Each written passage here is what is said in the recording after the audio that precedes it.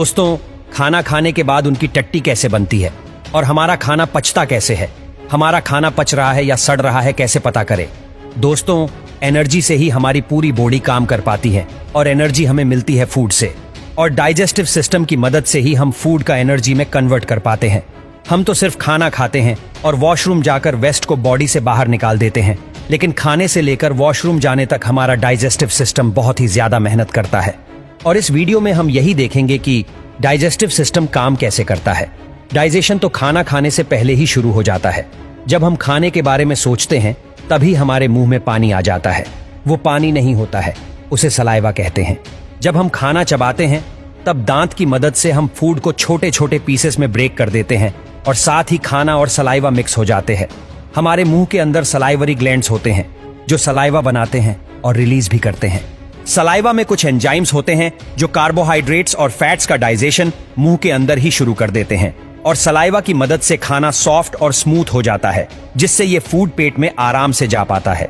इस चबाए हुए खाने को बोलस कहते हैं और जुबान बोलस को गले में ढकेल देती है। गले में दो रास्ते होते हैं, एक लंच का रास्ता और दूसरा पेट का रास्ता। अब बोलस को यहाँ से जाना होता है पेट में, पर दो रास्ते होने की वजह से बोलस लंग्स में भी जा सकता है और पेट में भी जा सकता है। अगर बोलस लंग्स में चला जाता है तो दिक्कत हो सकती है, और यही काम आता है एपिग्लॉटिस। एपिग्लॉटिस दरवाजे जैसा होता है जो हवा की नली पर लगा होता है। वैसे तो एपिग्लॉटिस हमेशा ही खुला रहता है, लेकिन जब हम खाना खाते हैं या पानी पीते हैं तब एपिग्लॉटिस बंद हो जाता है, और तब खाना या पानी हवा की नली में नहीं जा पाते हैं, और इस तरह बोलस फूड पाइप में आ जाता है। फूड पाइप को ईसोफेगास भी कहते हैं। फूड पाइप 25 सेंटीमीटर जितना लंबा होता है और फूड पाइप अंदर से इलास्टिक जैसा होता है, और इसी वजह से फूड पाइप बोलस को पेट में ढकेल पाता है, और सलाइवा की वजह से बोलस बिना अटके फूड पाइप से आसानी से गुजर पाता है। फूड पाइप के एंड पर कुछ मसल्स लगे होते हैं जो फूड को यानी बोलस को वापस फूड पाइप में जाने से रोकते हैं। इन मसल्स को LES लोअर ईसोफेगास स्फिंक्टर कहते हैं। जब LES रिलैक्स हो जाते हैं तब बोलस पेट में आ जाता है। पेट में पहुंचने के बाद बोलस की पिटाई शुरू हो जाती है। हमारा पेट खाने को सिर्फ होल्ड नहीं करता है, बल्कि एक ग्राइंडर की तरह फूड को पेस्ट में बदल देता है, और इसी इलास्टिक पावर की मदद से स्टमक फूड को पेस्ट में बदल पाता है।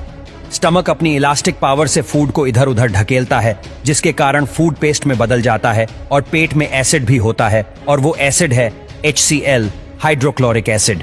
दोस्तों, HCl बहुत ही ज्यादा स्ट्रांग होता है, और पेट के मसल्स को HCl से बचाने के लिए पेट में म्यूक्स रिलीज किया जाता है, जो HCl को पेट के मसल्स के साथ रिएक्ट करने नहीं देता है। HCl का काम होता है फूड को डाइजेशन के लायक बनाना, और दूसरा काम होता है डाइजेस्टिव एंजाइम्स बनाना।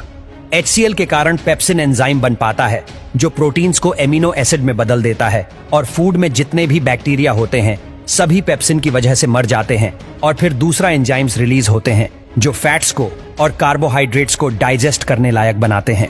तो पेट में फूड 6 से 8 घंटे के लिए रहता है, और इन 6 से 8 घंटे में फूड लिक्विड में बदल जाता है।